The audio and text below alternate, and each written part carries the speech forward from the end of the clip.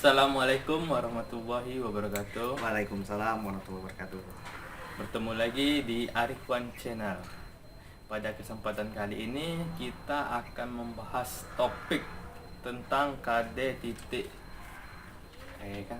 Kita akan membahas KD 3.15 tentang menganalisis sistem hukum dan peradilan di Indonesia sesuai dengan Undang-Undang Dasar Negara Republik Indonesia tahun 1945. Bersama saya Apriandi Arifwan dan teman kita atau tamu kita yang telah hadir itu Bang Nanda. Halo semua. Ya, Bang Nanda ini adalah mahasiswa hukum ya Bang Nanda ya. Iya, benar. Insya Allah sebentar lagi akan jadi sarjana hukum. Amin. Ya, apa kabar Bang Nanda? Alhamdulillah sehat nih hari ini. Pada kesempatan kali ini Bang Nanda kita akan diskusi tentang peradilan nasional Bang Nanda. Oke. Nah, pada kesempatan lalu saya juga telah membahas nih tentang hakikat hukum. Yang mana pada kesempatan kali ini kita akan lebih mendalami tentang tata hukum nasional. Yang mana saya singgung sedikit nih mereview tentang hakikat hukum kemarin. Ini ada isinya tentang tujuan hukum, penggolongan hukum dan sebagainya. Baik Pak Nanda, ini saya ada merangkum beberapa pertanyaan dari netizen maupun anak-anak Iya. tentang tata hukum nasional. Yang pertama, Pak aja nih Bang Nanda, hierarki dari peraturan perundang-undangan nasional. Oke, kita bicara hierarki ya Bang India. Baik, hierarki itu adalah tingkatan ya. Jadi tingkatan yang mana itu digunakan sebagai acuan dasar dalam melihat tata hukum, tata letak peraturan. Jadi semakin ke atas berarti dia adalah semakin tinggi. Yang paling atas itu atau yang pertama itu merujuk kepada Undang-Undang Nomor 12 Tahun 2011 tentang Sistem Perundangan Indonesia, mulai dari tata cara pembuatan sampai hierarkinya, letaknya pada pasal 7 ayat 1. Yang mana yang pertama itu adalah atau yang paling atas itu adalah Undang-Undang Dasar 1945. Di bawahnya atau nomor 2 ada TAP MPR. Lalu yang nomor 3 itu di bawahnya ada undang-undang atau peraturan pemerintah pengganti undang-undang. Lalu yang nomor 4 di bawah undang-undang atau Perpu itu ada peraturan pemerintah atau yang biasa disebut PP. Lalu di bawahnya lagi ada peraturan presiden. Dan lanjut ke bawah itu ada peraturan daerah. Yang mana ini dibagi menjadi 2, peraturan daerah tingkat 1 itu pada provinsi dan tingkat 2 pada kabupaten atau kota. Nah, itu Bang Yandi kalau untuk kita berbicara tentang hierarki. Nah, jadi ada juga nih Bang sebagai informasi. Ada 2 macam asas yang digunakan. Bahkan ini 2 macam ini yang umum sering kita harus perhatikan tentang tata letak atau hierarki akibat peraturan yang dikeluarkan. Ketika ada peraturan yang berbenturan, Bang Yandi, maka kita harus melihat dulu nih peraturan mana yang lebih didahulukan untuk dilaksanakan. Yang pertama itu yang umum kita kenal ada lex specialis derogat lex generalis, atau yang artinya hukum yang khusus atau spesial mengesampingkan hukum yang umum. Artinya ketika ada produk hukum dikeluarkan, maka yang lebih didahulukan adalah kedudukan hukum yang dikeluarkan dari hierarki yang paling bawah. Contoh, ada hukum yang mengatur tentang pendidikan melalui Undang-Undang Sisdiknas, Sistem Pendidikan Nasional. Lalu, Kepala Daerah Provinsi Riau mengeluarkan peraturan teknis penyelenggaraan belajar untuk Provinsi Riau. Jadi yang lebih dahulu dikedepankan itu adalah peraturan daerah karena akan mengesampingkan peraturan umum. Namun perlu juga harus dipahami bahwasannya ada asas juga yang mengatakan bahwa peraturan yang ada di bawah tidak boleh berbenturan dengan peraturan yang ada di atas tadi. Jadi tidak boleh peraturan daerah atau Perda Provinsi Riau tadi berbenturan nantinya dengan Undang-Undang Sistem Pendidikan Nasional. Terima kasih Bang Nanda ya atas jawabannya itu. Jadi hierarki ini sama dengan tingkatan. Jadi tingkatan yang telah dibilang Bang Nanda tadi itu dari yang teratas sampai ke bawah itu tidak boleh ada yang namanya berbenturan. Yang mana berbenturan itu yang bawah itu berbenturan sama yang di atas. Jadi kita yang paling kita utamakan itu yang atas yang Bang Nanda ya. Iya benar.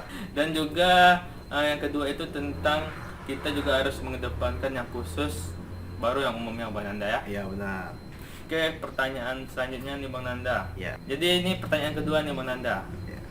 Kita akan ada yang bertanya nih tentang tingkatan peradilan nasional. Itu ada tingkat 1, tingkat 2 sampai ke kasasi oleh Mahkamah Agung. Ini bagaimana nih Bang Nanda proses atau tahap biar kita sampai ke kasasi ini Bang Nanda? Oke. Jadi kita terlebih dahulu harus tahu nih permasalahannya Bang Yandi. Saya ambil contoh permasalahannya di pidana aja ya, biar lebih kompleks. Seseorang dengan seseorang yang lain, artinya ada orang yang bertikai. Masalah pidana. Timbullah korban dan setelah proses penyidikan dan lain sebagainya, ditetapkanlah terdakwa. Selanjutnya, kita merujuk kepada sistem hukum.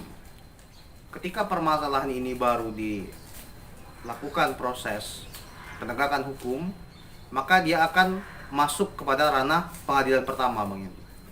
Pengadilan pertama itu apa? Pengadilan tingkat 1 yang paling bawah, lalu ada pengadilan tingkat 2. Nah, kita harus lihat dulu nih, pengadilan tingkat 2 itu yang mana sih? Pengadilan tingkat pertama itu ada di kabupaten atau kota.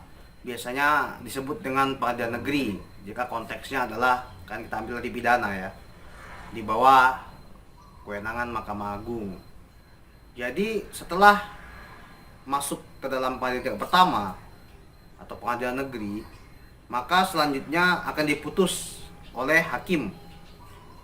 Ketika sudah berkekuatan hukum tetap atau ingkrah, ketika ada salah satu pihak nih Bang Yandi, dia tidak terima atas putusan hakim tersebut, apa langkah selanjutnya yang akan dia tempuh?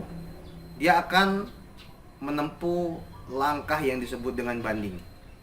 Banding dilakukan pada pengadilan tingkat 2 atau selanjutnya nih, atau yang biasa disebut sebagai pengadilan tinggi yang berada pada tingkat provinsi.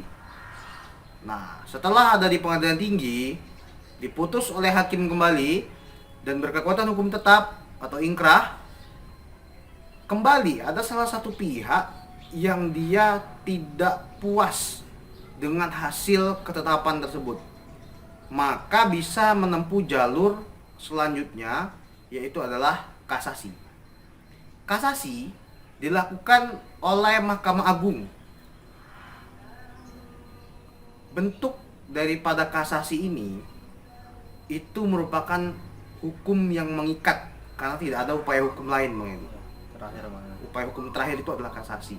Nah, itu dia tingkatannya. Yang pertama itu ada di tingkat kabupaten kota, lalu ada pengadilan tinggi di tingkat provinsi, lalu terakhir dapat mengambil langkah hukum kasasi yang ada di Mahkamah Agung. Jadi itu ya. Nah, jadi jawabannya itu kita melakukan pertama itu di tingkat peradilan tingkat pertama itu di kota atau kabupaten. Habis itu di peradilan tingkat kedua itu di provinsi. Yang terakhir itu kasasi oleh Mahkamah Agung itu di pusat atau di ibu kota negara. Selanjutnya di mana Anda? Pertanyaan terakhir. Seperti kita ketahui, ini ada kewenangan dari MA ini kan ada pengadilan negeri, pengadilan agama, pengadilan tata usaha negara, dan pengadilan militer. Itu kan di bawah naungan atau di bawah lingkup Mahkamah Agung nih Bang Nanda. Benar. Kenapa di bawah MK tidak ada Bang Nanda? Oke. Jadi berbicara tentang kewenangan nih kan Bang Yandi, ketika kita sudah melihat kewenangan Mahkamah Agung sebagai badan tertinggi yang menaungi 2 peradilan di bawahnya, ada peradilan khusus, ada peradilan umum atau peradilan yang biasa kita kenal dengan PAT. Yang pertama itu ada peradilan negeri, ada peradilan agama, ada peradilan militer, lalu yang terakhir itu ada peradilan tata usaha negara atau PETUN. Lalu peradilan khusus contohnya seperti tipikor dan peradilan niaga misalnya. Lalu kenapa di bawah Mahkamah Konstitusi tidak ada wewenang peradilan lain? Karena Mahkamah Konstitusi merupakan badan peradilan yang bersifat independen. Artinya dia berdiri dengan sendirinya, berdiri dengan satu lembaga saja, tidak punya kewenangan di bawahnya. Lalu selanjutnya merujuk kepada pasal 24C ayat 1 Undang-Undang Dasar 1945. Yang pertama itu kewenangan dari Mahkamah Konstitusi hanya sebagai penguji atas peraturan perundang-undangan atau yang biasa disebut sebagai the interpreter of the Constitution. Ketika ada peraturan perundangan yang bersinggungan atau tidak sesuai atau tidak tepat, seperti yang kita bahas dalam hierarki tadi, peraturan tersebut berbenturan dengan Undang-Undang Dasar 1945 sebagai dasar tertinggi tadi, maka akan diuji di Mahkamah Konstitusi, Bang Yandi. Lalu yang kedua adalah memutus kewenangan lembaga yang berbenturan. Contoh ada dua lembaga, dia memiliki fungsional yang sama, yang dapat menyelesaikan perkaranya ini, lembaga negara ini, hanyalah Mahkamah Konstitusi. Lalu yang selanjutnya itu adalah bagaimana Mahkamah Konstitusi ini mampu menyelesaikan persoalan partai politik. Contoh, membubarkan partai politik atau memberikan rekomendasi mengenai sanksi dan lain sebagainya dalam partai politik. Yang selanjutnya itu yang keempat adalah Mahkamah Konstitusi berfungsi sebagai pemutus sengketa pemilu. Nah, jadi seperti yang telah diisukan ini, kita akan, ini sebagai informasi nih Bang Yandi. Jadi kita akan membentuk badan peradilan khusus pemilu. Nah, kita akan melihat dulu nih, kira-kira di mana letak badan peradilan khusus pemilu ini. Karena jika dia diletakkan di bawah Mahkamah Konstitusi, artinya kita perlu mengamandemen Undang-Undang Dasar 1945. Karena wewenang dari Mahkamah Konstitusi merupakan tercantum di dalam Undang-Undang Dasar 1945.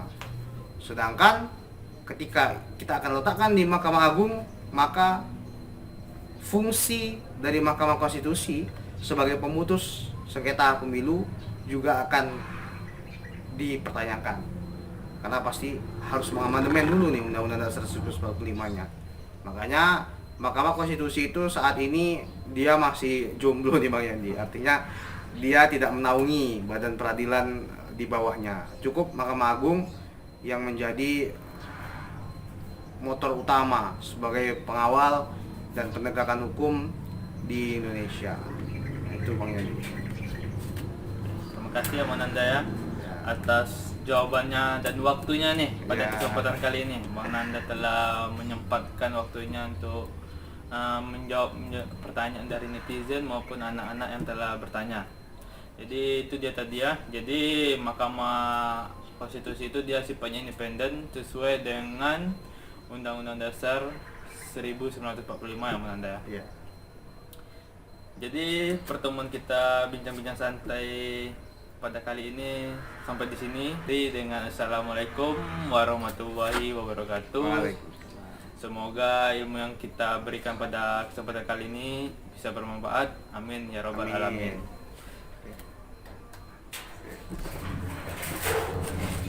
Sangat pendek.